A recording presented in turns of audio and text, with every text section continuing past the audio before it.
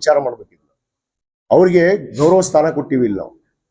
ಪೀಠದ ಒಬ್ರು ಗುರುಗಳು ಅಂತ ನಾವು ಒಪ್ಕೊಂಡಿವಿ. ಅವ್ರನ್ನ ಒಪ್ಕೊಂಡ ಮೇಲೆ ಅವ್ರು ವಿಚಾರ ಮಾಡ್ಬೇಕಾಗಿತ್ತನ್ನ.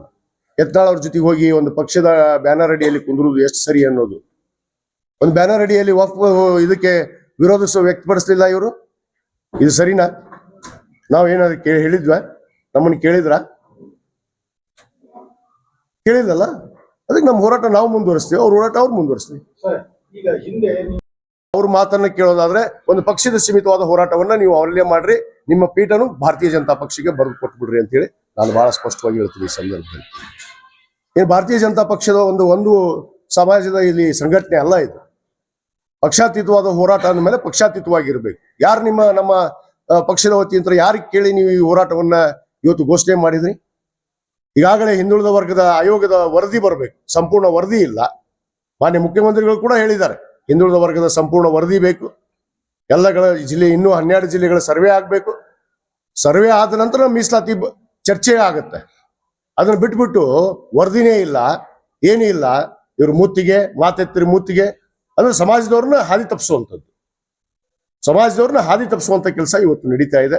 ಅದಕ್ಕೆ ನಾನು ಸಮಾಜ ಬಂಧುಗಳಲ್ಲಿ ವಿನಂತಿ ಮಾಡ್ಕೋತೀನಿ, ಇದು ಒಂದು ಸಭೆ ಆಗೋವರೆಗೂ ಯಾವುದೇ ನಿರ್ಧಾರ ನಾನು ಒಪ್ಪೋದಿಲ್ಲ. ಇದು ಸಮಾಜದ ಎಲ್ಲರ ಮುಂದೆ ಚರ್ಚೆ ಆಗ್ಬೇಕು, ಎಲ್ಲ ನಾಯಕರು ಇರ್ಬೇಕು.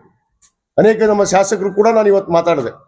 ಇವತ್ತು ನಮ್ಮ BR ಪಾಟೀಲ್ ಹಿರಿಯ ಶಾಸಕರು, ಶಿವಾನಂದ ಪಾಟೀಲ್ ಮಂತ್ರಿಗಳಿಗೆ, ಲಕ್ಷ್ಮೀ ಹೆಬ್ಬಾಳ್ಕರ್ ಅವರಿಗೆ, ವಿನಯ್ ಕುಲಕರ್ಣಿ ಅವರಿಗೆ ಮತ್ತು ನಮ್ಮ ಅಶೋಕ್ ಮನಗೂಳಿಯವರು ಇರ್ಬೋದು, ಮತ್ತು ಅನೇಕ ಶಾಸಕರಿಗೆ ನಾನು ಇವತ್ತು ಮಾತಾಡೇ ನಾನು ಈ ಸಭೆಯನ್ನು ಕರೆದಿದ್ದೀನಿ. ಅವರು ಬರೋರಿದ್ರು, ಅನಿವಾರ್ಯ ಕಾರಣದಿಂದ ಅವ್ರು ಬರೋಕ್ಕಾಗಿಲ್ಲ.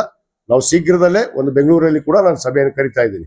ನಾನು ಶಿವಾನಂದ ಪಾಟೀಲ್ ಅವ್ರಿಗೆ ಹೇಳಿದ್ದೀನಿ, ಲಕ್ಷ್ಮೀ ಹೆಬ್ಬಾಳ್ಕರ್ ಅವ್ರಿಗೆ ಹೇಳಿದ್ದೀನಿ, ವಿನಯ್ ಕುಲಕರ್ಣಿ ಅವ್ರಿಗೆ ಹೇಳಿದ್ದೀನಿ. ನಾನು ಈ ಶೀಘ್ರದಲ್ಲೇ ಬೆಂಗಳೂರಿನಲ್ಲಿ ಅಧಿವೇಶನ ಪೂರ್ವದಲ್ಲೇ ಒಂದು ಸಭೆಯನ್ನು ಕರಿತೀನಿ. ಸಭೆಯನ್ನು ಕರೆದು ಆ ಸಭೆಯಲ್ಲಿ ನಾವೆಲ್ಲರೂ ಕೂಡಿ ನಿರ್ಣಯ ಮಾಡ್ತೀವಿ ಯಾವ ರೀತಿ ಹೋರಾಟಕ್ಕೆ ಮುಂದೆ ಹೆಜ್ಜೆ ಇಡಬೇಕು.